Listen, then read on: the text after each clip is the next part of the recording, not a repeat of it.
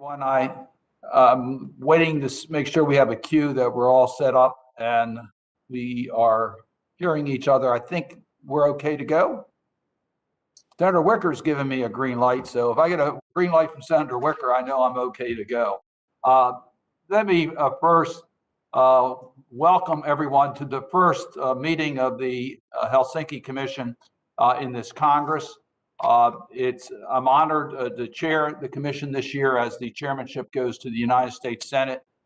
But as I think members of this commission know, I have a partner on the Senate side, and Senator Wicker. The two of us have worked together seamlessly on behalf of the principles of the Helsinki Final Act, and it's a pleasure again to have Senator Wicker as a partner as we start this two-year cycle of the Helsinki Commission. I do also want to acknowledge new members. I see Senator Smith is on the phone. We welcome her to the commission. It's good to have you as a member, and we look forward to your active participation. I also acknowledge that Congressman Hudson's with us today. I know other members will join us, and I'll talk a little bit about his leadership in regards to chairing the first committee. I need to start by acknowledging the loss of Alcee Hastings, who was a longtime member of the Helsinki Commission, rose to become the president of the OSCE Parliamentary Assembly, was a person who was extremely active on all of the issues concerning the Helsinki Commission, and really increased the stature of U.S. participation globally on human rights issues. We'll miss him. His legacy will live on. And I know that he is smiling at us today as we continue the work of the OSCE and the Helsinki Commission. I also want to just acknowledge that our work during this Congress will involve the work in the Congress itself, as we're having this hearing today to deal with atrocity prevention issues, but will also be the arm that will work with the U.S. participation on the OSCE itself. And we will be actively engaged in the OSCE Parliamentary Assembly. And in that role, we're very proud that Senator Wicker, who has risen to Vice President of the OSCE Parliamentary Assembly, represents us in the leadership of the OSCE Parliamentary Assembly. And Congressman Hudson chairs the all-important First Committee of the OSCE Parliamentary Assembly. That committee deals with one of the three baskets, the security basket, which has been extremely challenged during this time of Russia's aggression in Ukraine, its continued occupation of parts of Georgia, and the list goes on and on and on. The challenges in Belarus are getting even worse as we speak. The aggression of so many issues of security, which brings us to the issues of the other two baskets. The basket dealing with the economic issues have been much more challenged as a result of the COVID-19 pandemic, and we'll be actively engaged on that. And the third committee, which deals with the human rights dimension, has also obviously been very much in the news. We have the challenges of an OSCE country such as Turkey that has seen its tremendous erosion of the rights for its people. But we also have some of our closest allies who we see backsliding, including Hungary and Poland. So we have a very active engagement as it relates to these agenda areas. One of those areas that we're going to talk about today is the focus on preventing mass atrocities, including genocide and other mass killings. In the aftermath of World War II, the world rejected the view of national sovereignty, which had taken in the Holocaust to its most horrific extreme. Today, there are few international legal principles more firmly established than the prohibition on genocide, which is among the laws binding on all nations. The 1948 Genocide Convention goes further than just condemning this crime. It recognizes not only the right, but the obligation of the community of nations to prevent and to punish the crime of genocide. And in 1991, the OSCE participating states explicitly recognized that human rights, democracy, and the rule of law are matters of international concern and not merely internal affairs. As a member of the Helsinki Commission, I have long worked with others in Congress to strengthen U.S. efforts to prevent mass atrocities, to respond when they occur, and to hold states and individuals accountable for such crimes, as we did by supporting the International Criminal Tribunal for the former Yugoslavia. While response and accountability are critical, I am convinced that genocide and mass atrocities are preventable, not inevitable, and the United States must do more to stop such crimes from occurring in the first place. That's why I worked with Senator Todd Young of Indiana to pass the Elie Wiesel Genocide and Atrocities Prevention Act of 2018, bipartisan legislation to ensure the U.S. government works in a coordinated manner using its full range of tools to help prevent mass atrocities. That was a very important bill. But today, I hope during this hearing, we'll talk about how well it's working and whether there's areas that we can improve either through Congress or through implementation, the purpose of the Elie Wiesel Atrocities Prevention Act. At issue is how we can improve early warning. How do we marshal the political will to counter escalating risk factors? How can we build more effective alliances of shared values so that the United States does not have to go alone, expand massive resources, or resort to force? How can we avoid being stuck with only risky and costly options? But the occurrence and risk of mass atrocities remain gravely high, despite the global consensus behind the principles embodied in the Genocide Convention that formally binds 152 countries. The COVID-19 pandemic has made matters worse, and the factors correlated with mass killings, including economic instability, widespread unemployment, and resource shortages, all with disparate impacts on minorities and the most vulnerable. Access to justice and other remedies have been limited by the pandemic. According to the Freedom House most recent Nations in Transit report, attacks on democratic institutions are spreading faster than ever in Europe and Eurasia, and coalescing into challenge to democracy itself. The memory of the 20th century atrocities have been weaponized for the 21st century political skirmishes. We have two very distinguished witnesses to help us in this discussion. Before I formally introduce them, let me turn first to Senator Wicker.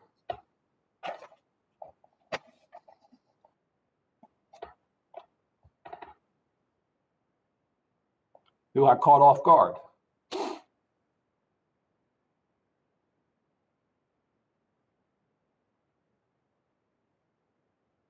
Atrocities continue to occur, and it's not just in the European region, which we have a specific jurisdiction over. What's happening in China should be a concern around the world. And if you've been to Yugoslavia, as Ben and Richard and I have, you know that feelings are still there under the surface. There's a concern even in our hemisphere. So I appreciate Senator Cardin convening this hearing.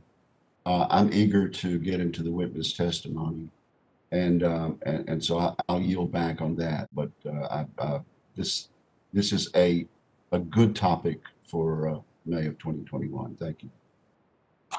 Congressman Hudson, any opening comments? Well, let me just very briefly say thank you for your leadership, Senator Cardin. Thank you for convening this really important hearing. I also want to acknowledge Alcee Hastings. He was a real mentor to me, really pushed me to be more engaged internationally, and he is sorely missed, but he will never be forgotten. So thank you for mentioning that at the outset. Just want to thank our witnesses. I look forward to hearing your testimony. You know, this is an issue that we have a long history in our country with Republican and Democrat leadership of recognizing the need to engage to prevent mass atrocities. And so I just look forward to hearing from the witnesses and working together on this important issue. Thank you. Thank you. Senator Smith, welcome. Wonderful to have you on the commission. By tradition, if you would like to make an opening comment, you may, or you may defer. Well, thank you so much, Senator Cardin and Senator Wicker. It's a real honor for me to join the Helsinki Commission for my first hearing. I want to just note that this committee has a distinguished history of advancing important initiatives on human rights and democracy, environmental, economic, and military cooperation throughout Europe and the world. And certainly today, the number of threats to rule-based international order are growing. And we see the increasing incidence of mass atrocities and terrorism and great power competition and nuclear proliferation. And these are just some of the challenges that we face. So the work of this commission feels more important to me than ever before. I'm grateful to have a chance to serve with all of you. And I'm very grateful to our testifiers today and look forward to hearing more. Thank you so much, Senator Cardin. Thank you, Senator Smith. And again, we look forward to your working with you on the commission. I'm going to introduce both witnesses, and then we'll hear first from Mr. Snyder. Timothy Snyder is the Levin Professor of History at Yale University and a permanent fellow at the Institute for Human Sciences in Vienna. He is the author of dozens of books, including bestsellers on tyranny, The Road to Unfreedom, Black Earth, and Bloodlands. His work has been translated into 40 languages and has received numerous prizes, including the Literature Award of the American Academy of Arts and Letters. Naomi Kikoler is the director of the Simon Skjodt Center for the Prevention of Genocide at the United States Holocaust Memorial Museum. I'm a proud representative of the United States Senate on the U.S. Holocaust Memorial Museum. Ms. Kikoler has led the center's policy engagement with the United States government on work on bearing witness countries, including undertaking the documentation of the genocide committed by ISIS, the museum's bearing witness trips to places that are experiencing ongoing atrocity crimes, observed firsthand conditions on the ground, access current and future risks to civilian populations, and formulate recommendations for future protection efforts. I am so proud of the museum's work not only to preserve our history, but to use the past as a guide for preventing future atrocities and protecting human rights. We'll start first with Professor Snyder.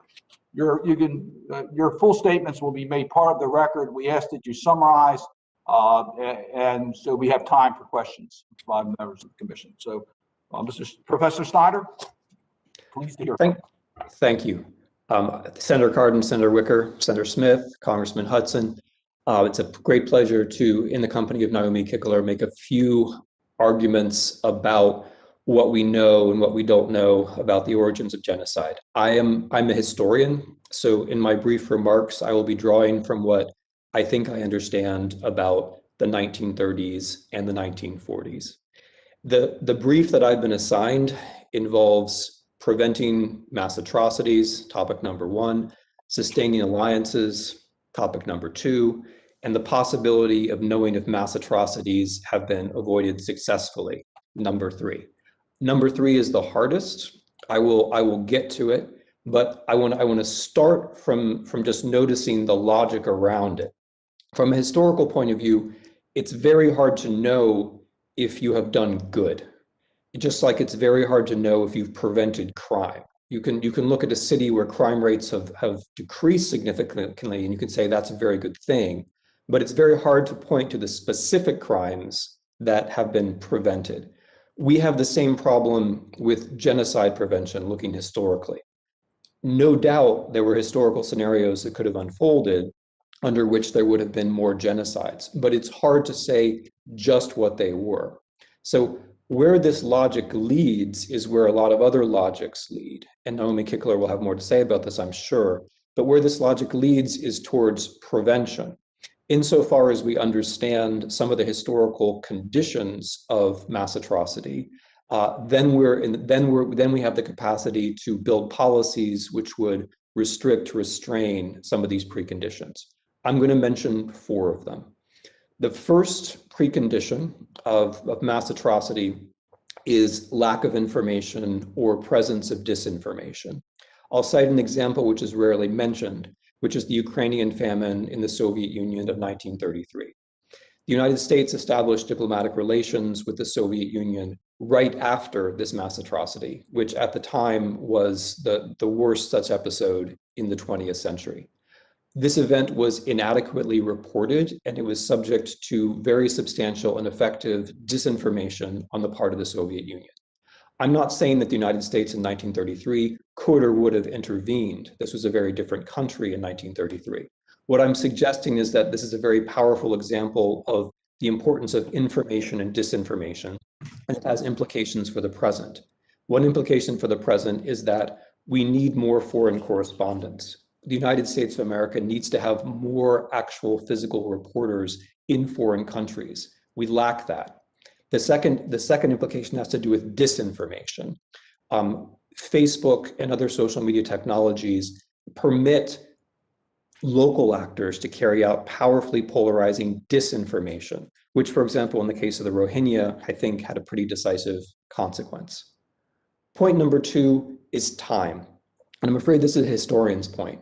We tend to look at genocide, mass atrocity retrospectively. We build museums to commemorate what happened after we know what's happened. But at the beginning of a mass atrocity, there's very often the sense that there is no time, that time is running out, that a catastrophe is coming.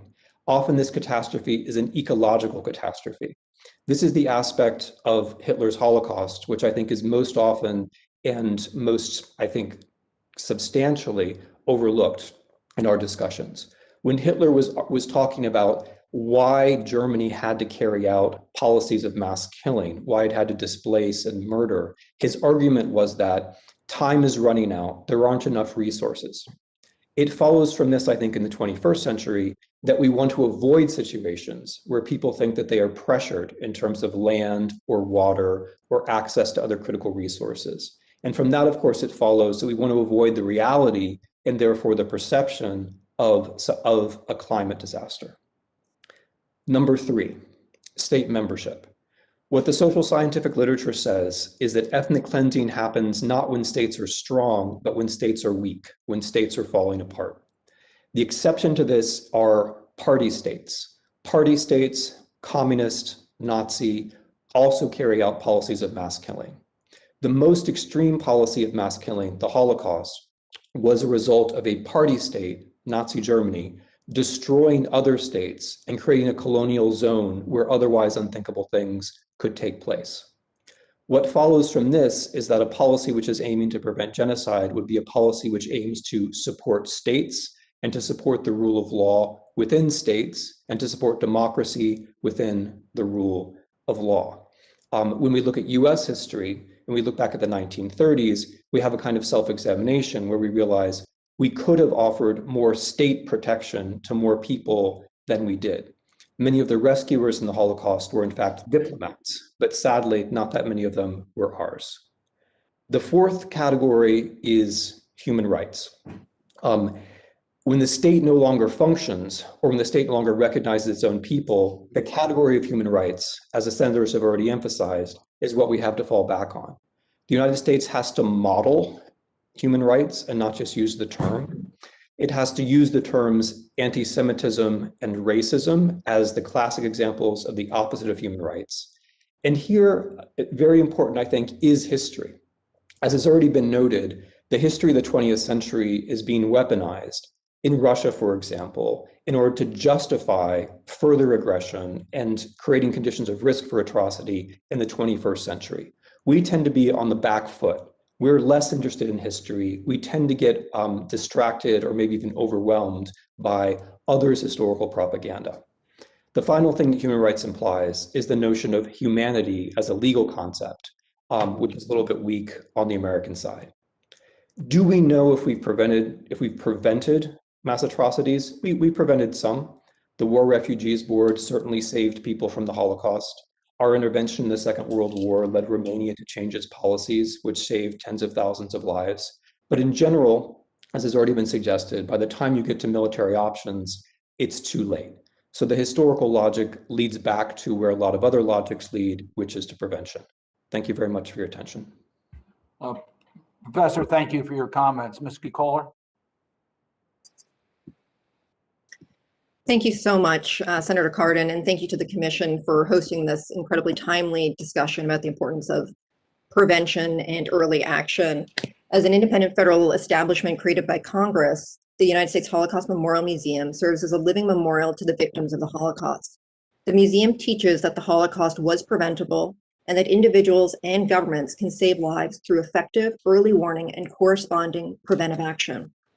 We work to stimulate our national conscience and worldwide action to prevent and halt acts of genocide. Part of our goal is to do for victims today what was not done for Jews of Europe during the 1930s and 1940s. I'll be touching on some of the themes that Professor Snyder discussed, including around the absence of political will in my presentation, and explain also what we understand today in regards to what are early warning risks and warning signs, as well as a quick assessment of US government efforts and the importance of transatlantic partnership. We have a longer testimony that will go into the record, and I'm happy to talk at length about each of these issues. It's important to state up front that no country is immune to risks, and our approach to early warning and atrocity prevention is applicable in any context or country case. If there's 4 things that I'd like you to leave today with, the first is, as Senator Cardin said, mass atrocity crimes, including genocide, are preventable. They are not spontaneous events. They're the processes that we can track, disrupt, and ultimately prevent. The second is that early warning information does exist. Investing in appropriately assessing that information allows for life-saving and cost-effective early action, but a requisite and an area for continued improvement, both by the US government and within the OSCE, is mustering the political will to act. In that regard, Congress plays a critical role in addressing this gap, enforcing the legislation that calls on the United States to prevent atrocities, including the Elie Wiesel Act, enacting new legislation, such as the Crimes Against Humanity bill that Senator Durbin has advanced, and joining us in sounding the alarm when a country is at risk. Entities like the OSCE and its member governments have a critical role to play in early warning. The US leads on early warning internationally, but we know that the US alone cannot deter atrocities. What is needed is to devise and implement coordinated transatlantic atrocity prevention efforts. At this time, our assessment is that those are woefully underdeveloped. What are mass atrocity crimes and how can we prevent them? Mass atrocity crimes are acts that shock our conscience. They're large-scale and deliberate acts on civilians that constitute acts of genocide, crimes against humanity, ethnic cleansing, and war crimes. As the OSCE region knows well, which encompasses much of the lands where the Holocaust was perpetrated, no country is immune from the scourge of these crimes. Since the creation of the OSCE, we have seen mass atrocity crimes perpetrated in the region, including the 1995 genocide committed in Srebrenica. More recently, we have seen troubling signs in the region, such as hate speech targeting ethnic and religious minorities, including rising anti-Semitism, the rise of authoritarian features in governments in Europe, and existing armed conflict. To be clear, such indicators do not predict that a genocide is on the horizon in any given setting, but they do alert us to structural fragility and possible early warning signs that we can and should aim to understand better and address. To be clear, atrocity prevention is a goal that can evoke different diplomatic, security, or development tools and approaches, depending on different contexts and risks arising in a given country. At its core, it requires greater attention to and policy engagement on the early warning signs and root causes of mass atrocities. We believe that this fits squarely within the best interest of the United States. As generous as the United States is in man-made humanitarian disaster response and conflict response, it is by far cheaper and wiser to invest in mitigation programming and diplomatic efforts early on, before the crisis unfolds, and sadly, we see loss of life. We know that mass atrocities have devastating and destabilizing effects on communities, regions, and countries for decades. The OSCE region in particular knows well the challenges that arise in helping to rebuild societies in the aftermath of such crimes, and has at times been at the forefront of trying to undertake that work, including in advancing justice and accountability in the former Yugoslavia. With regard to talking about early warning risk factors and warning signs, it's important to not forget that before the Holocaust, and Timothy Snyder can go into much more detail on this, Germany was a Western democracy with a liberal rule of law foundation. The Nazis were in power for 8 years before they initiated industrial-style systematic killings in an attempt to exterminate all of Europe's Jews. There were many warning signs before the horrors of the death camps. We can understand that today. One of the cardinal lessons of the Holocaust is, therefore, the imperative identifying and addressing warning signs before mass killing or genocide begins. The 2008 bipartisan Albright-Cohen Genocide Prevention Task Force stated clearly that effective early warning does not guarantee successful prevention, but if warning is absent, slow, inaccurate, or indistinguishable from the noise of regular reporting, failure is virtually guaranteed. Now, our and other research suggests that there are a number of long-term risk factors and short-term dynamics and triggers that, though on their own are not sufficient, are often necessary for atrocities to arise. What could some of those look like? To complement what Professor Snyder has stated, we focus on both an analysis of upstream and more proximate risks. Upstream fragility factors or structural risk factors help us understand the underlying communal tensions, structural and legal inequities that exacerbate risks over the long run. They help to create an environment for enablers of violence to organize, resource themselves, and motivate actions against vulnerable groups. The existence of one or more doesn't mean that there will be inevitably mass atrocities, but it should mean that more analysis and preventive action is actually done. Some examples are the existence of armed conflict, prior discrimination or violence against targeted groups, impunity for past crimes, and fragile and new democracies. Warning signs begin to appear when atrocity risks are rising and can serve as more imminent early warning. They include such things as prohibiting free speech, the development of irregular forces or militias, stockpiling of weapons, and violent tactics that are used against peaceful protests. There are a number of tools that exist out there to help with assessing risk factors, including the atrocity assessment framework developed by the Department of State and our own early warning project. Briefly on our early warning project, we were inspired by the Genocide Prevention Task Force to develop the first major comprehensive system to prevent genocide and mass atrocities through launching in 2015 a state-of-the-art quantitative and qualitative early warning system to identify countries at risk of new mass killing, i.e. civilian fatalities over 1,000. We will share a link to that assessment so that you can see our latest rankings. One component of the project is the statistical risk assessment that ranks all of the countries based on their risk of a new mass killing by state or non-state actors within a period of 2 years. We divide the world into categories of risks. The top 30 are countries that we consider high risk, 30 to 60 are medium risk, below 60 are low risk. One point to note is that all of the OSCE countries fall within the low risk categories at this point. Our hope is that this information helps spur policymakers to determine where to devote scarce resources. The Global Fragility Act cites our risk assessment as a resource for the US government to use in its selection of priority countries. We have the early warning. Are we actually acting on it is the question that this panel begs. In regards to an assessment of the US government's efforts thus far, the US undoubtedly leads the world in developing the tools for atrocity prevention, including its assessment framework, programming approaches, online and in-person training for foreign service officers, and through its establishment of an interagency coordinating mechanism, now known as the Atrocity Early Warning Task Force. Few other governments in the world have this dedicated amount of human and financial resources to deal with this complex problem. That said, the full institutionalization of these processes and the political will to do early prevention work can still be improved. We are still confronted by two challenges. One significant challenge is that there continues to be reluctance within the Department of State, notably within regional bureaus, to labeling a country as potentially at risk. It can be diplomatically uncomfortable or unacceptable to the country in question. Human rights concerns are then often minimized and put at a lower level of priority than other US considerations. We do not believe that there needs to be an either or in this particular regard. Another factor is embassy staff may not know what to look for in terms of warning signs, be overwhelmed by their existing work, or not know who to transmit the information about early warning to.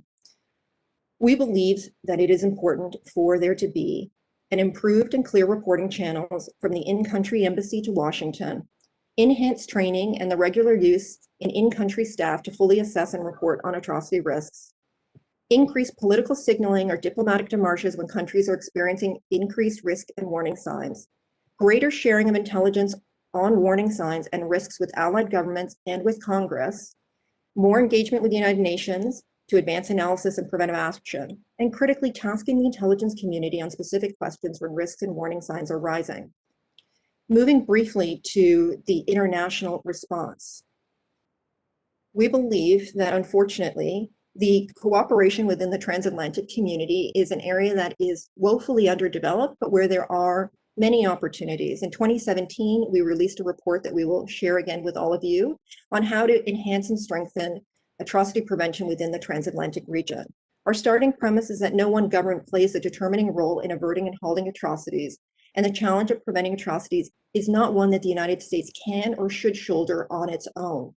Preventing mass atrocities requires a coordinated, calibrated, and sustained effort by local, regional, and international actors.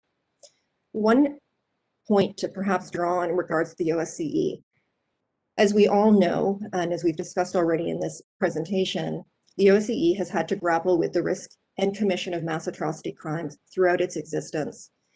More recently, in an area that I worked on was in 2010, the response to the commission of ethnic cleansing in Kyrgyzstan, where you might recall between May and June of 2010, there were between 500 and 2,000 ethnic Uzbeks primarily who were killed, over 400,000 people displaced. It was unfortunately a glaring example of where there was a failure to undertake sufficient early warning, despite the presence of OSCE officials within the country and also a UN regional office dedicated to conflict prevention, tasked with monitoring that particular country.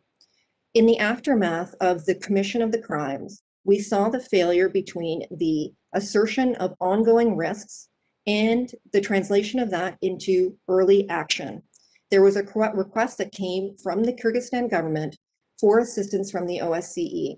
In the end, what was decided was that there were going to be 15 police sent to help stabilize and support local governance officials.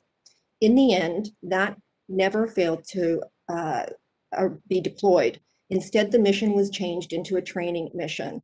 It's one small example of a situation in which there were grave costs due to the failure to actually assess and anticipate early warning risks within the region and to translate those risks into early action that could have saved lives.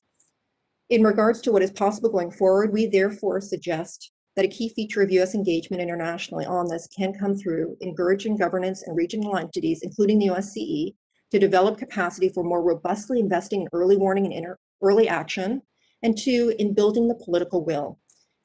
Key offices and elements within the OSCE that require support is the OSCE Office for Democratic Institutions and Human Rights, the High Commissioner for National Minorities, a truly unique position when we think about the international architecture for atrocity prevention. Their day-to-day task is identifying the causes of ethnic tension and conflicts and helping to stem potential risks. And then critically, the Conflict Prevention Center, which theoretically should be responsible for acting as a focal point for early warning on conflict, but could be amended to also specifically look additionally at atrocity prevention more broadly. Outside of the OSCE, just in conclusion, the US is a founding member of the International Atrocity Prevention Working Group. That includes 6 other like-minded countries: Canada, Australia, Germany, the United Kingdom, Denmark, and Netherlands.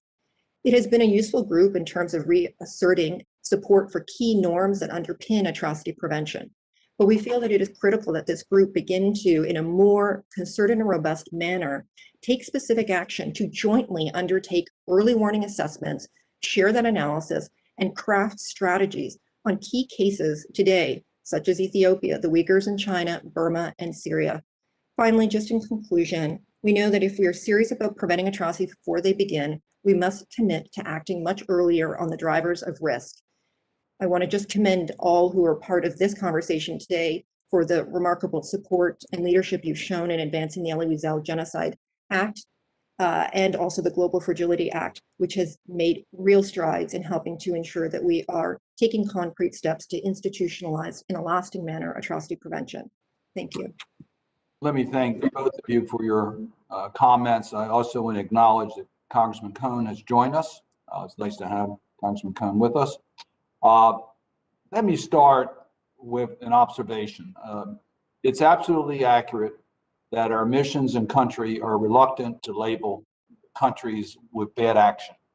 That's true whether it's in the trafficking reports, as we list them in different tiers, our effort to get evaluations on how well they're dealing with fighting corruption, and it's also true in regards to the early signs of atrocities. So this is a challenge that we have, and the Elie Wiesel Atrocities Act was aimed at building up a capacity within our different missions in state and country to actually be trained to do this so that we have early warning information that's made available. But I want to go to the other end for one moment because to me, if we do not hold actors accountable for their actions, it makes it more difficult for countries and actors to take seriously that they'll be held accountable for their current actions. So that when we resolve conflicts, and we do that because we want to stop tragedies from occurring, usually the first item that is sacrificed is holding the bad actors accountable for their conduct. So currently we have genocidal conditions occurring with the Uyghurs in China, with the Rohingya population in Burma, and we're all anxious to get those issues resolved, but are we putting equal energy in documenting what has happened to hold accountable those that have violated international standards? And I find all too often the politics of diplomacy that you are referring to that happens in mission evaluations of what's happening in a country also get involved in resolving conflicts to allow accountability to be held as a lower priority in resolving conflicts. So I appreciate if both of you would comment how important it is for us to hold accountable those who are responsible for these types of actions, as to being able in the future to prevent, as we say, never again. How do you prevent never again if you don't hold accountable those who are responsible for the current atrocities? Professor, you can start. Sure. The issue you raised, Senator, has been bound into genocide prevention right from the very beginning. The Nuremberg trials, which we like to remember and should remember, had their focus narrowed by politics because of the participation of the victorious Soviet Union. Thanks to the Soviet Union, the definition of genocide itself was narrowed so as not to include crimes of class. So from the very beginning, all of our instruments have in some way been affected by the politics of who is your ally and who just won a war.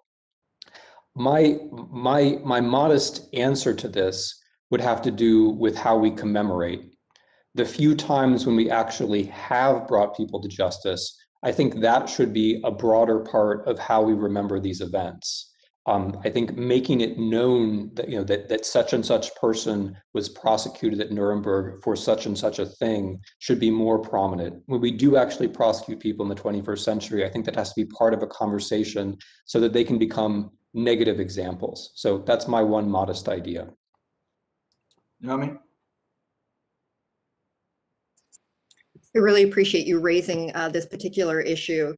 I think as we spoke before, when we look at future risks, a prior history of mass atrocity crimes and impunity are both risk factors that contribute to the future commission, in part because it instills in perpetrators the knowledge that there's a potential that they could commit these crimes and not be held accountable. I've interviewed many perpetrators in a number of different countries who've explicitly stated that they committed crimes before and were able to get off without any form of responsibility. Those could be, it could start with smaller crimes. One gentleman I'm thinking of in particular in Rwanda, it was the stealing of cattle, and then that can escalate as a situation further deteriorates into the killing of individuals. When we talk about accountability, there are many different ways to understand and define accountability. And I think that it's important to recognize that there are investments that can be made in fact-finding.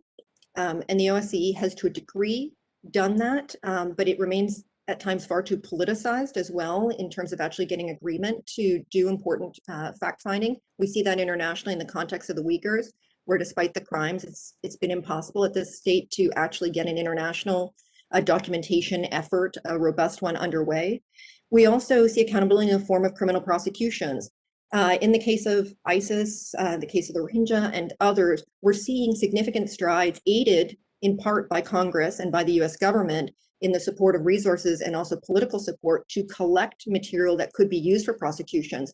But the challenge we face and the question it begs is what jurisdiction exists for those crimes to actually be tried and for individuals to be prosecuted. As Professor Snyder mentioned, there's also broader transitional justice efforts around memorializing. We know, especially from the OSCE context, how incredibly controversial, unfortunately, that can be, and how important OSCE forums are for talking about these particular issues and finding ways to create a degree of common consensus on their import.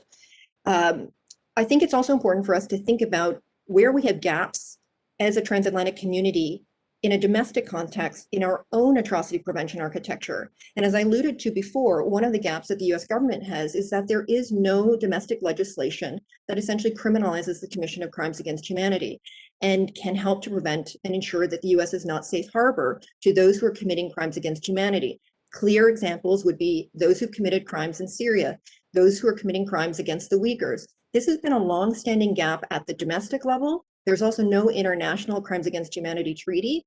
I put those two things forward because it's also an area where Congress can actually play a very critical role. You can enact legislation that fills that gap and is a signal to the world that the US is taking its commitment seriously and is encouraging other governments to also look at their domestic capacity to hold perpetrators accountable and encourage them to enact similar legislation and steps.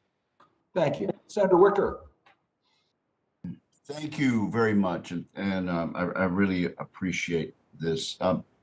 It certainly brings back memories of things that have occurred even during my 26 years in the Congress. In 2015, I accompanied former President Bill Clinton and former Secretary of State Albright, along with Peter King and Jean Shaheen, to Srebrenica to commemorate the 20th anniversary of that atrocity. And it's still stunning to me that this took place in Europe in my lifetime, in an 11-day period. 8,000 men and boys were killed, the victims of genocide.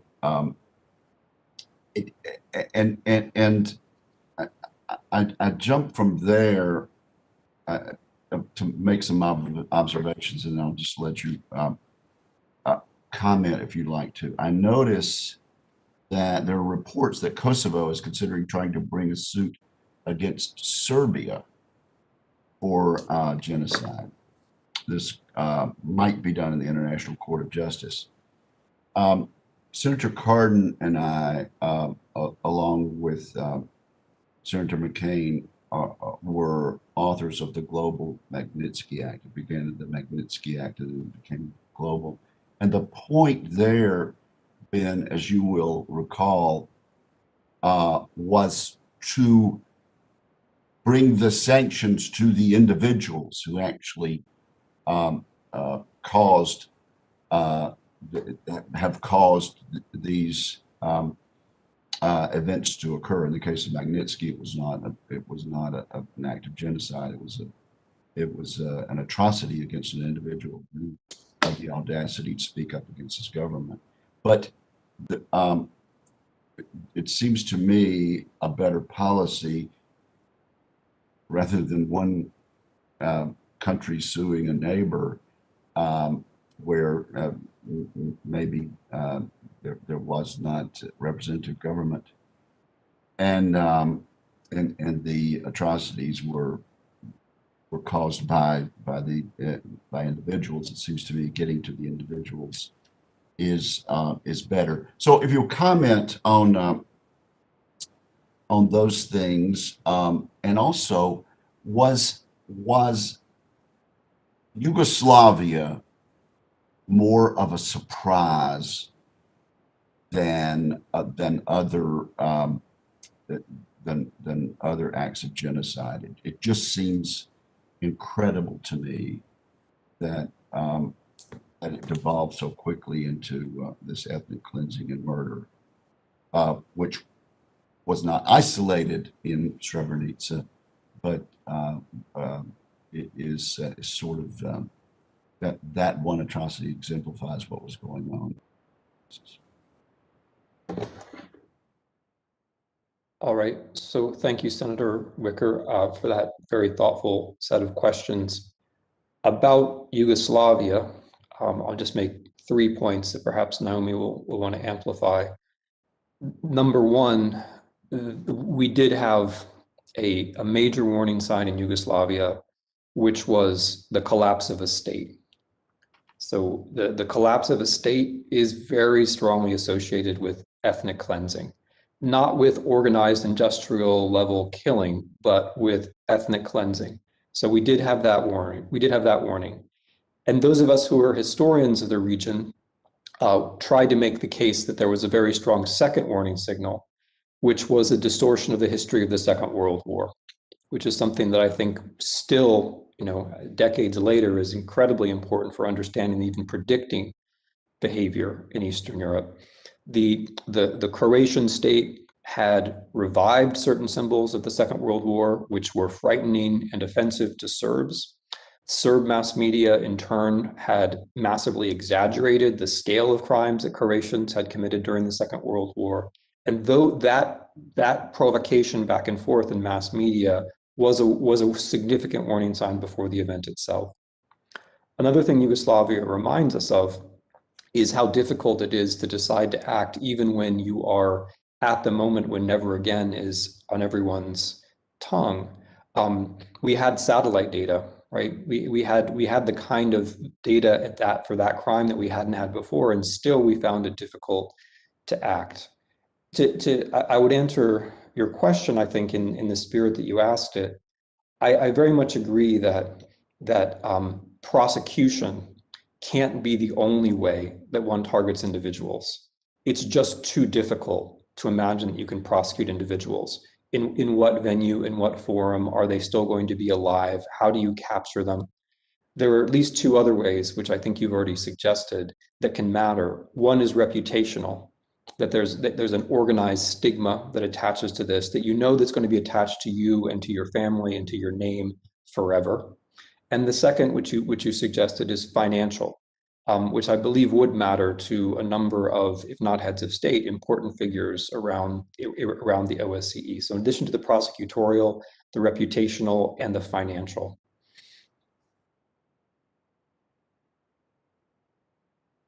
I agree with everything that Professor Snyder has said.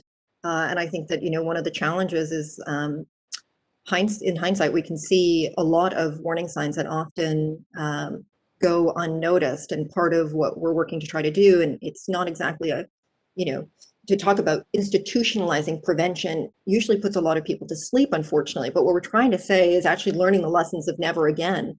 You need to make it rote so that people are looking for these warning signs. And as we advance our research and understanding of what they are, we have to also develop the muscle memory to, when we see them, act quickly. And if you don't force that within institutions like the OSCE, if you don't come together, for example, as the OSCE and actually do a statement on the commitment of the region to genocide prevention, something that does not exist. The closest that the OSCE has come has been in the assertion of the importance of conflict prevention, Holocaust remembrance, promotion of human rights. But under Chapter 7 of the Final Act, you have ample room there to actually, as a community, come together and actually issue a statement, a declaration, similar to what President Obama did, that it's in the core interests of the OSCE to prevent atrocity crimes, to prevent Srebrenica from happening again, to prevent the crimes in Kyrgyzstan from happening again. I could go at length on the challenges that exist around individual perpetrators, but I wholly agree with the assortment that you made and also Professor Snyder on their importance. It can be challenging, but we have an array of tools that exist, including targeted sanctions that are increasingly being used in a sophisticated manner. We also have cases that we can point to where they can be impactful, but we have to always recognize too that not all situations are like. No one tool can have the same impact in each case. We really have to have a strong contextual analysis to understand how you can influence individual perpetrators. So you have to have a much more concerted effort to evaluate all possible policy tools, be it prosecutions, targeted sanctions, naming and shaming, to determine what is right in a particular situation. Let me just follow up briefly. I know I'm way over my time.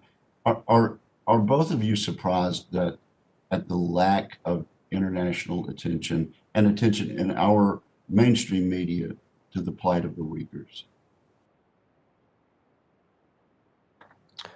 So I'm not surprised by it, Senator, because historically, what the mainstream media to use your term, has generally not been attentive to problems like this. The mainstream media didn't do a particularly good job with Soviet crimes in the 1930s. It did a better job than people think, but not a very good job with the Holocaust. It's been hard for us to have a language about these kinds of crimes, but with China in particular, we're now dealing with something which is a little bit different, which is a huge economic power, which people are afraid to offend. And we're also dealing, Senator, I think, with a moment in history, despite Naomi's eloquence in her use of this language, a moment in history where the old concepts, things like the party state or Leninism, no longer have the kind of resonance that they once did. And so I think we lack the language to describe what's happening. And anyone who wants to say this is a concentration camp, or to use another old term, which is appropriate, or this is ethnic or racist discrimination, faces up to the fact that these terms are no longer as resonant as they once were because we lack the history. And also they're going to face a very powerful response from the Chinese side, which is a novelty, I think. But I take your point. I'm not surprised by it, but I'm outraged by it. Maybe just kind of amend a little bit your comment, because I think one of the things that we know all too well is that you can have considerable media attention and still see inaction by policymakers. True. And there isn't necessarily a direct correlation between action and attention, but we know that considerable attention does help raise the cost at times of inaction for particular actors. And what I would say one of the problems has been in how the media talks about China is that we have failed for a very long time to, on a regular basis, clearly articulate what they are, which is an entity that has been complicit, enabled, and committed mass atrocity crimes, including genocide, for a very long time. And I think that the recent attention, including the sharing of personal narratives, has helped to humanize for many around the world the experience of the Uyghurs.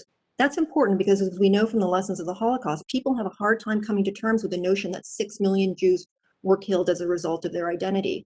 So I commend a number of the journalists that have been trying to, in a dogged way, share the individual stories. Where my outrage comes is Uyghurs should not have to go before the camera, imperil their lives, their loved ones' lives, to demand action from the international community. Governments know and have known for a long time what China has been doing and is capable of doing. It's incumbent on governments to change how they respond. So what outrages me is that China has a seat at the table, has increasingly been very deft in how it has maneuvered within the United Nations to minimize criticism, how it has maneuvered even within OSCE member states to make it less likely that the OSCE can speak collectively on a particular issue. And of course, there are strong divides within the OSCE that have increasingly emerged. But that's what outrages me, that we don't see fact-finding missions that are demanding access to China right now, that we don't see the coordinated effort to talk about how to stop the atrocities. And seeking access is only one point. What we're seeking is actually for these facilities to be closed, for people to be released, for people to be able to live their lives.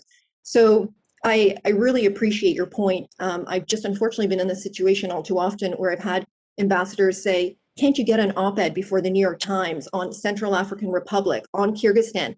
And I will tell you, last night I was reading all of the op-eds that I wrote on Kyrgyzstan.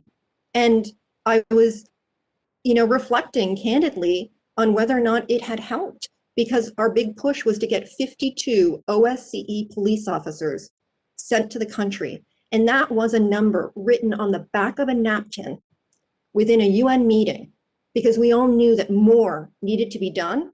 And that was the minimum that we thought could happen. So, unfortunately, we bring immense humility to this conversation and are, very hopeful that through the learnings that we are continuing to undertake, we can help compel more policy, not just attention, but also the action that you're suggesting. Can I jump in, because I want to agree with Naomi and just repeat my point about international reporting. We're not the powerhouse in international reporting that we were in the 1970s or 1980s. When communism fell, there were American reporters in many of the relevant capitals. On Tiananmen Square, we had reporters. We don't have that in the same way now. And that means that we're more vulnerable to other countries' public relations than we were 40 years ago. And that puts us on the back foot in genocide prevention, unfortunately.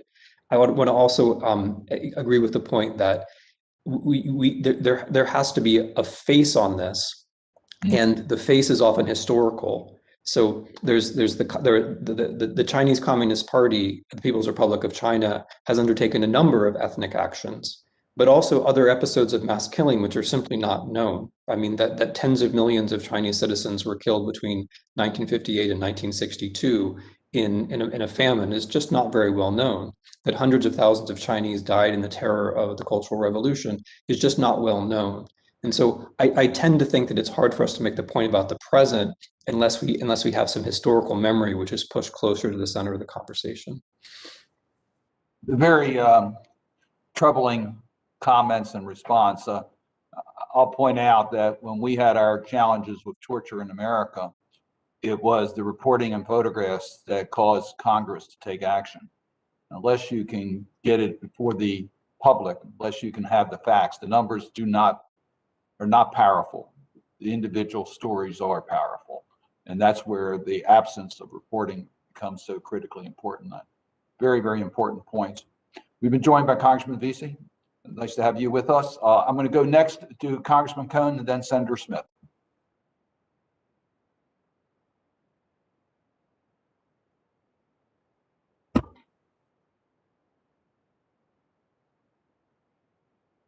Congressman Cohn, I think you're on mute. Mute. There you go. I'm there. Thank you, Senator. Thank you for the testimony. It's been very edifying. And you said that well, first, I have several questions. First, the Uyghurs might be the most imminent problem we've got as far as mass terrorism or genocide or atrocities. And if I'm wrong, tell me, but where are the other places you've seen signs that we should be on the alert for?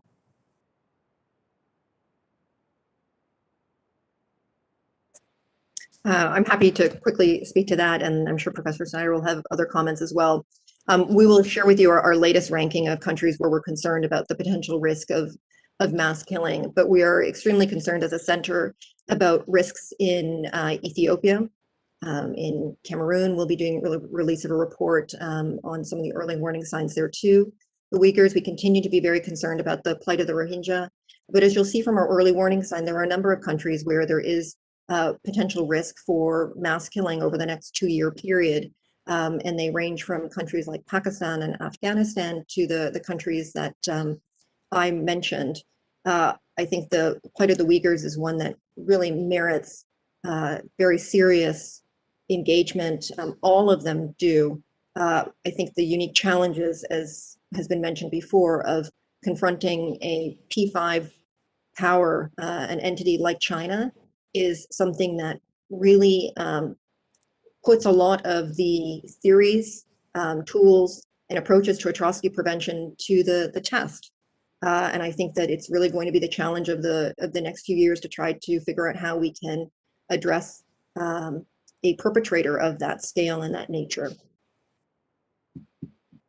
Congressman Cohen, I would just add that I'm concerned about a scenario involving 2 OSCE members this summer, where the Zapad maneuvers of the combined Russian and Belarusian armed forces take place 3 days before a parliamentary election in Russia, which President Putin has commanded his party to win by supermajority.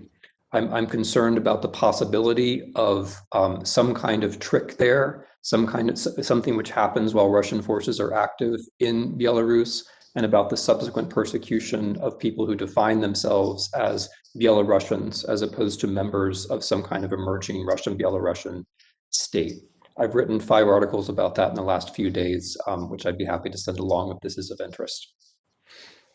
I would appreciate you doing that, Professor Snyder. I've been to Belarus twice, and it was interesting to go to the Patriotic War Museum and and to tour around, and they honor the victims of the World War II, but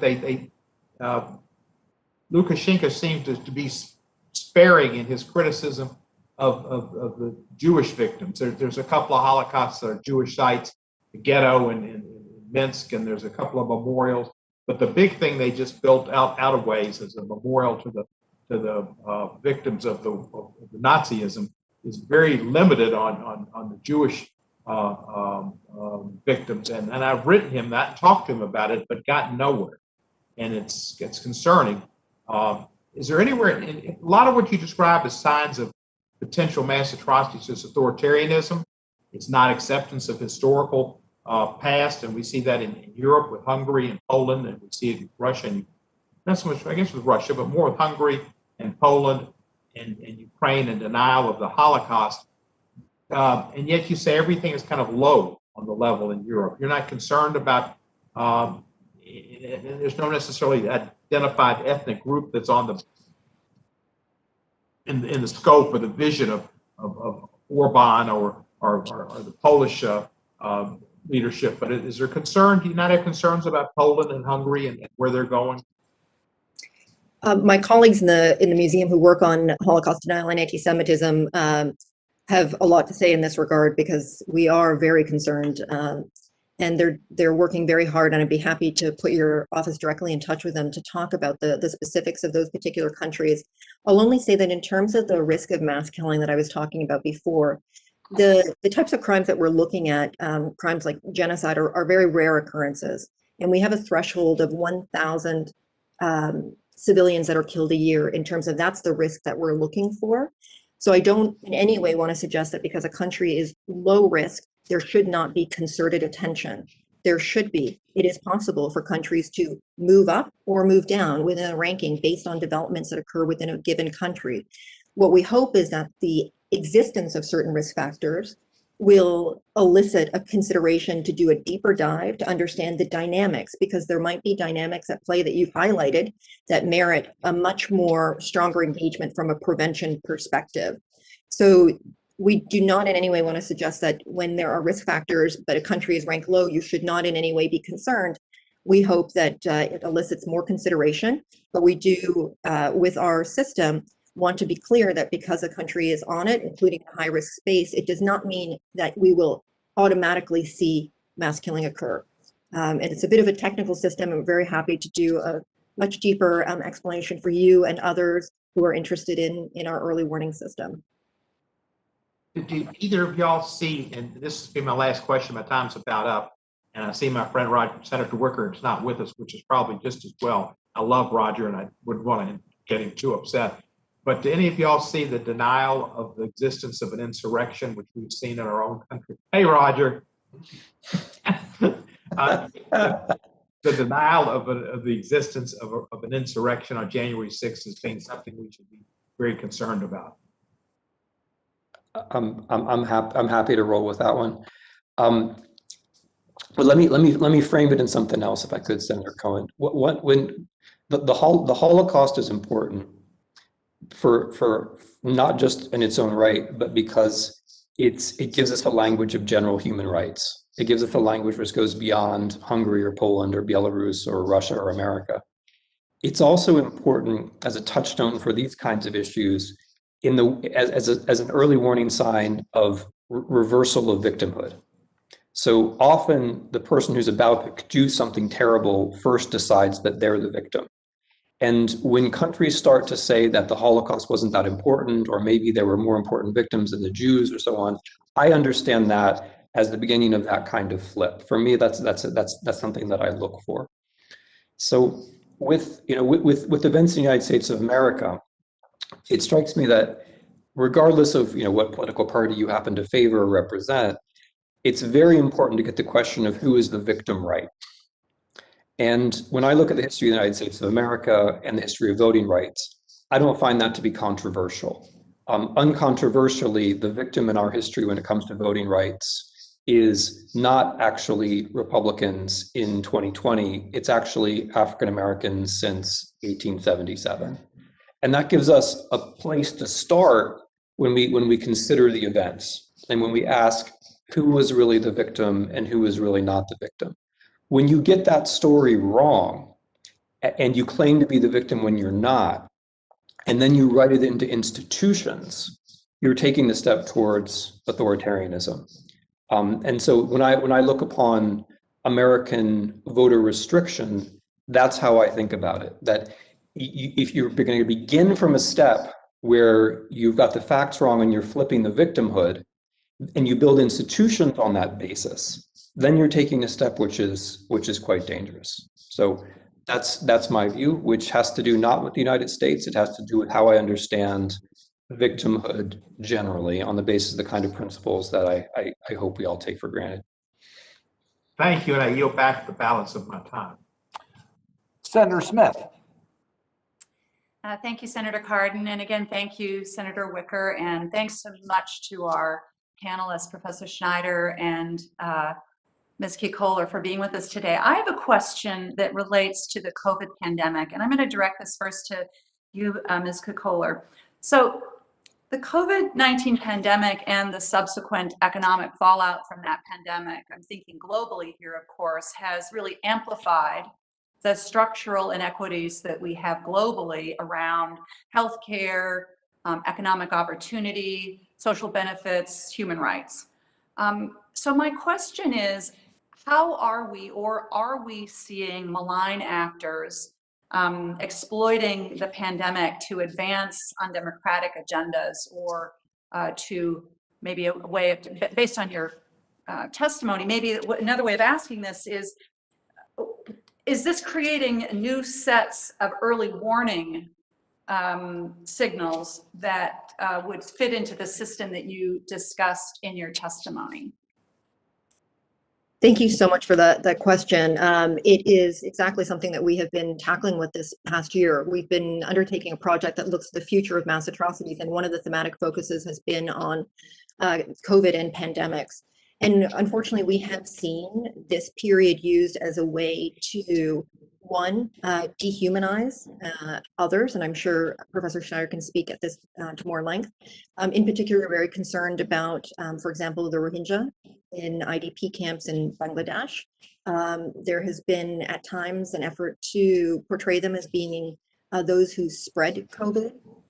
We often find in instances where particular communities are being targeted, often minority communities, they are regarded as being vectors for the spread of disease. And there's some historical kind of analogies there too. We've also seen increased use of surveillance and data, and have concerns about the overstretch of that, and again, what the impact could be for communities that are at risk under the auspices of providing health care and trying to monitor. There has been considerable changes in terms of how communities and individuals are being tracked. I think another element that we are concerned about is the understandable international and domestic focus on addressing the pandemic has to a degree diverted attention from some of the very pressing ongoing threats, be they threats of conflict, threats of atrocity. And we know that it is very hard to sustain in the best of times a committed and concerted commitment to atrocity prevention. So in this moment where we're seeing economic decline, less willingness, this was already happening prior to COVID, of governments to invest in development and the type of upstream prevention that we're talking about, we're also tracking what that impact might be in terms of the response to atrocities either occurring or in a prevention phase. There are a number of others, but I think those are some of the most kind of glaring examples at this particular point. It's exacerbated trends that were already underway. And I think Professor Snyder, I'm sure, has a number of comments in this regard. Yeah, Professor Schneider, I'm really interested in your take on this too. I was interested in your testimony, how you talked about bad actors can use time and urgency to exacerbate their the bad things that can happen. You use climate as an example of something that could create a sense of urgency, but I'm curious to know how you would apply that kind of thinking to what's going on with COVID. Oh, you're muted, Professor Snyder.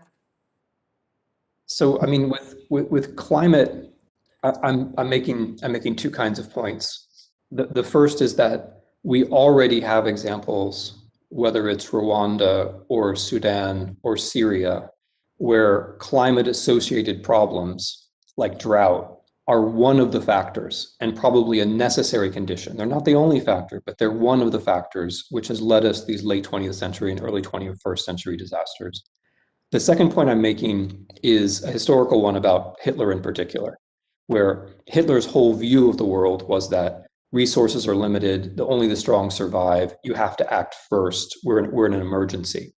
And that kind of thinking always has a certain kind of attraction, and the attraction is unfortunately greater when the resource constraints are real. So those of us who have lived in the West, from the 1950s to the 2010s, let's say, have had lives which didn't actually face the kinds of resource constraints that humanity faced into the first half of the 20th century. And so we forget a little bit how resonant that kind of appeal could be, right? And so my point is that if we allow climate change to become a disaster, real and perceived, that then will set off unpredictable political combinations. I think COVID's a little bit different because I think what I have very little to add. I think what COVID has done is it's again, just repeating, it's allowed people to double down on forms of discrimination which already existed. Disease is something which is human, right? And so we tend to deny it and we tend to push it off onto the other. The only little point that I would add, the little thing which worries me, and it's only an amplification, is that China is, of course, making the argument that it had nothing to do with COVID and it solved COVID, and therefore authoritarian regimes are actually better than those messy democracies, which for me is an argument as to why the United States should be out front in 2021 with some kind of vaccination foreign policy, which I think we have the resources to carry out. Thank you very much. I think that's an excellent point. And as we think about what China is doing with the Uyghurs and a complete, the human rights atrocities that we see on the one hand, and then on the other hand, the work that it is trying to do to step into a potential vacuum globally. I worry a lot about how COVID is exacerbating that also. So I appreciate your comments. Thank you very much, Senator Cardin. Thank you, Senator Smith. Congressman Vesey? Thank you very much, Senator Cardin. I wanted to ask Professor Snyder, because I think that he really touched on a very important, point when he talked about establishing the victim when it comes to voting rights, for instance, here in the United States. And for countries to do that successfully with a large population that's very resistant to unpacking that and actually putting that forward, how do you go about doing that? I mean, like for instance, in the United States, instead of establishing who the victim is, you'll notice that American politicians here instead choose to assuage guilt, right? Like that's usually the knee jerk is to and in the case now, unfortunately, is to make other people that aren't the victims, but also to try to assuage guilt and say we just need to move on. What sort of a blueprint would you give to countries on when the people themselves are hesitant? I think that in some countries where there are human rights violations, the people there would actually welcome democracy and would actually welcome freedoms.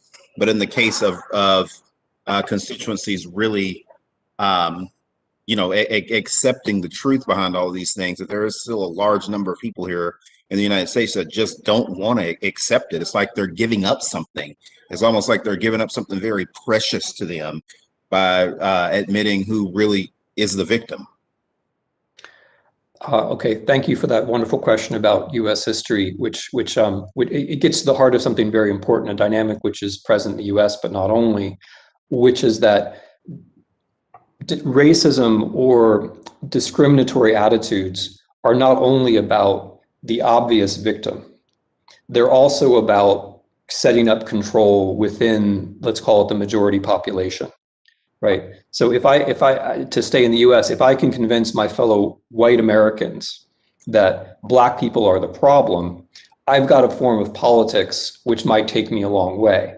It will allow me to do things to my fellow white Americans, in fact. And that's kind of the secret to, I think, to racism in the US. And the only way to get around it is to make the argument, which I think is true, which is that we are all actually better off if we don't have this kind of thing. That when we limit voting rights, for example, we're not just hurting other people and carrying out an injustice. We're also hurting the country's future. We're getting ourselves into a kind of polarization which doesn't just directly hurt African Americans. It limits white people. It makes white people different. It makes white people more provincial. It makes white people less able to think about the future. You ask how to get around this, you know. I mean, when I look at countries that have been successful, like for example, West Germany after the Second World War, it's that they beat the history into the ground.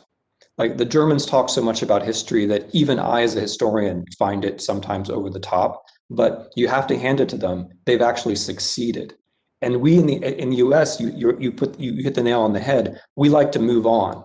And that's a phrase which upsets historians, because if you just move on, the history always comes back. It comes back, it comes back. You know, before you know it, someone's going to be talking about the 1877 Compromise as a good thing, unless you know the history, right? Unless you know the history. So I think we're at a crucial point in American history where the best thing we can do is get the history right. And if we get the history right, then it doesn't look like I'm losing something as a white person. It looks like, oh, we haven't ever quite built that democratic republic that we've been talking about for so long. And if we built that democratic republic, it would actually be better for everybody.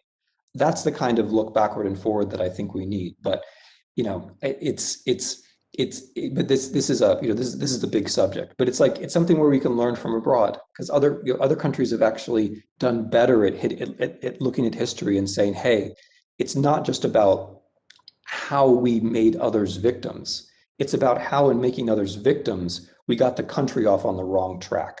Germany's the classic example, right? The 20th century should have belonged to Germany. Why did it belong to us? Because they messed it up. Because they did terrible things, but those terrible things were not just to the Jews and the Slavs.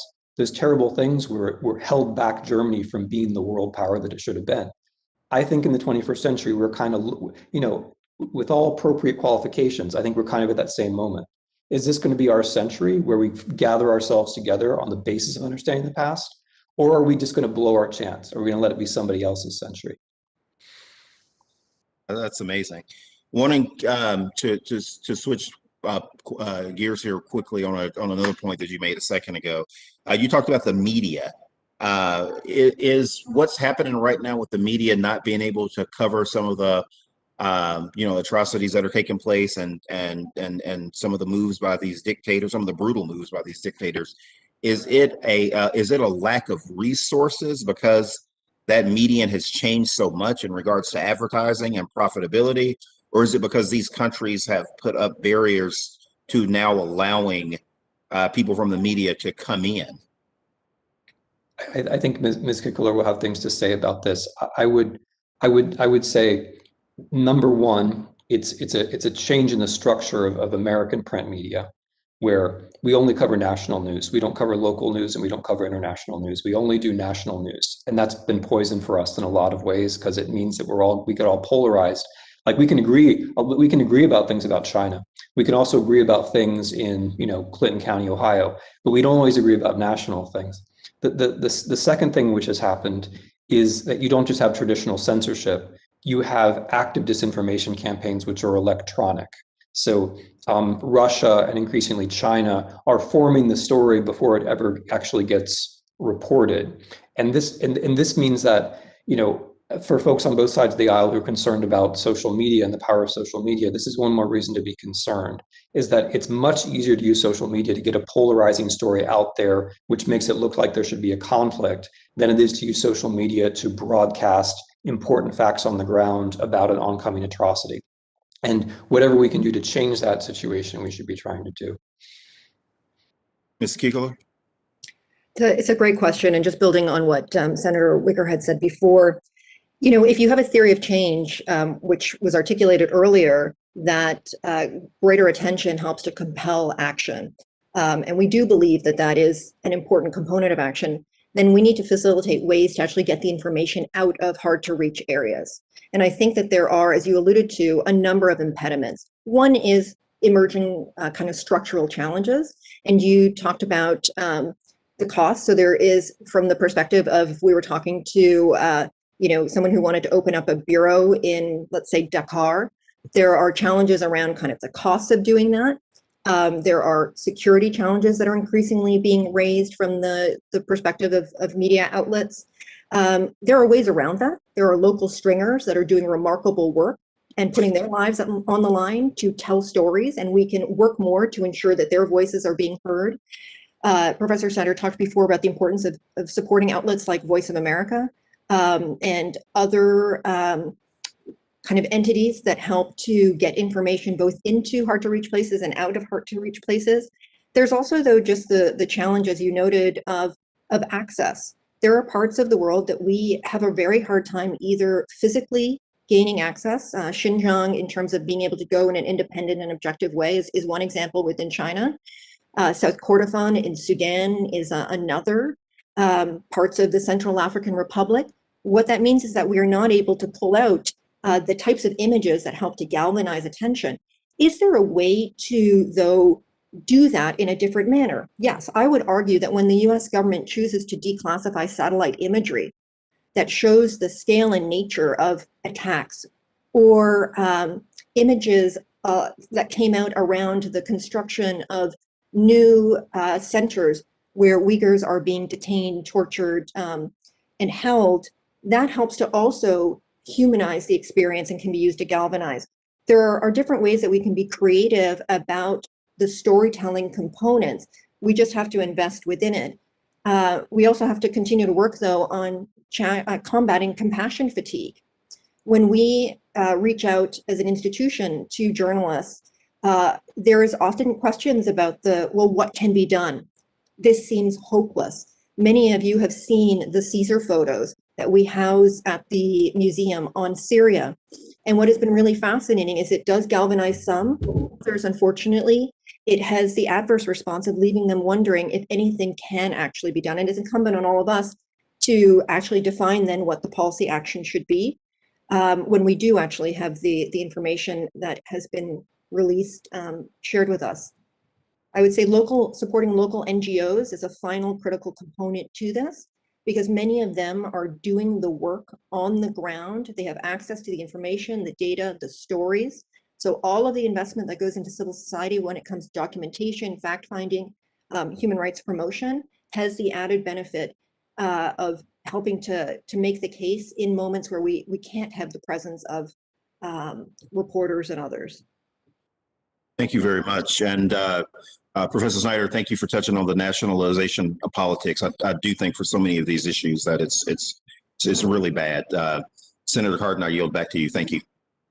Thank you. I want to give each of you an opportunity to give us some advice in regards to the Elie Wiesel Act as to whether there needs to be attention paid by Congress in the implementation of that act that's not being adequately done today, or whether there's needs for changes in the congressional action. You've already mentioned the making it making it a crime to violate the international human rights standards on atrocities. I got that recommendation, but are there other suggested recommendations of the legislative change or for more aggressive oversight by Congress on the implementation of the Atrocities Prevention Act? Professor Snyder, I'm happy to go first if you're comfortable. So just very briefly, I really appreciate that question and your and others' leadership on the Elie Wiesel Genocide and Atrocity Prevention Act. There are some really important strides that were made in introducing that legislation. I think a key opportunity right now is that when the next report is released, having a hearing to discuss the report and specifically asking the Department of State to come and report on what are the prevention strategies that have been established to address the risks that we hope are going to be articulated for given states in the report. Without that kind of accountability and transparency role by Congress, we need that level of pressure to be able to actually compel a whole of system interagency response to the risks. Such a hearing would also help to empower civil society to be able to assist and understand what are the countries that are perceived at risk. Second component that we continue to think is very important is similarly Congress requesting annual briefings from the intel community on countries that they believe to be at risk of genocide and other mass atrocities. Now, if there are security considerations, that doesn't have to be a public hearing, but we think, again, in the process of trying to make these types of responses rote, and in Congress fulfilling its accountability and transparency role, this is a very important thing that can be done. The inclusion of training for countries that are deemed at risk for foreign service officers is very important. We think that there should be expanded training for US government officials to understand what the early warning signs are, what atrocity prevention tools are, and that's something that can be further mandated through future legislation. So, just in short, 3 top would be to actually ask the administration to come before Congress and explain what they're doing to respond from a prevention perspective to countries at risk, intel briefings each year annually that talk specifically about the risk of genocide and mass atrocities, and then expanded training are just 3 very top ones. And we'd be happy, and in the testimony, there's additional recommendations as well. So forgive me if this is actually in the act. I'm probably not as up on it as I should be. But the one thing that struck me, Senator Cardin, was the journalists. There was one reporter who wrote about the famine in Ukraine in 1933 under his own name, just one. But one is more than 0. His name was Gareth Jones. What about an award for American journalists, an annual award for American journalists who write about genocide or genocide prevention? And what about a fellowship which guarantees that young American journalists who have an interest in going to countries that are identified as being at risk, what about an annual fellowship for 10 of those people? Something like that, I think, would probably not add very much cost, but might make a difference. May I very briefly just build on what Professor Snyder said, because I think we share a brain on this one. I think the creation of a Jan Karski Award or Fellowship, as you just mentioned, would be a remarkable contribution that could be made to advancing the gathering of information and awareness raising. And I would expand it beyond our traditional conception of journalists today, because many of those who are doing the hard work and the storytelling include human rights defenders. They include those who might be dissenters or defectors from regimes that are committing these particular crimes. They have unique vulnerabilities and threats to their well-being. And I would just say that because of the evolution of the way in which governments restrict access, as was mentioned earlier, and the challenges of actually reporters telling these stories, something along kind of that spirit of Jan Karski or the individual that you just mentioned, Professor Snyder, I think would be a welcome addition, and it's something we've been exploring at the museum. Excellent suggestions. I frequently use trafficking as a model because I do think the U.S. leadership in dealing with trafficking offered global hope that we're really dealing with modern day slavery. So as you know, when the annual report is released, we do have a lot of publicity around it, including at the State Department and the awards that are associated with the Trafficking in Persons report. We have hearings in Congress. It's brought up at many of the international forums. We really made a commitment, not that we solved the problem, but we really are working on solving the problem. I think the same type of effort needs to be made on atrocity prevention. So I think these are all really good suggestions. And I think, Professor, your comment about history is so right on. We really do learn from history, but you have to have accurate history. And your comparison of what's going on in Germany today versus what, for example, is going on in Hungary is what a contrast. And, you know, the culpability during World War II was was, Germany was the center, and yet they take responsibility. Hungary, which was a participant, has denied its role. So it is an interesting comparison. I also point out NGOs, which you have mentioned, their role in so many countries have been marginalized. So we really have to speak out about civil society. It's not only reporters that are not getting access or don't have the resources to report, it's the NGOs' ability to freely act in countries that have been compromised, that don't get us the information that we need, that's important. So I think all of that really feeds into it. Identifying the victim, absolutely right on target. I agree with you. We have to recognize who has really been victimized by these activities, and dealing with timely reporting. All this is critically important. Our responsibility also is to make this issue, atrocity prevention, genocide prevention, a priority in foreign policy. And quite frankly, we've been fighting to make human rights a priority in foreign policy. It's not easy when you're talking about issues on arms control or security cooperation or air rights or economic issues. These issues many times get pushed to the side. And I am encouraged by the language of the Biden administration as to making these issues important. I've not heard about atrocity prevention, genocide prevention, but I do think we need to make this a priority within our foreign policy, and for U.S. global leadership is critically important. Your comments have been extremely helpful. What a way for our commission to get started. Not that we're encouraged by what you said, but we find it very helpful in us trying to carry out our responsibilities as members of the Helsinki Commission. With that, if Senator Wicker or Congressman Cohn or Congressman Vesey have any final comments, if not, you're okay? Simply thank you. So let me Absolutely. add, Wonderful. yeah, let me again add my thanks on behalf of the Helsinki Commission. With that, the hearing will come to an end, but the issue will move forward on the recommendations that you've made. Thank you all very much for your participation. Thank you all. Thank you very much.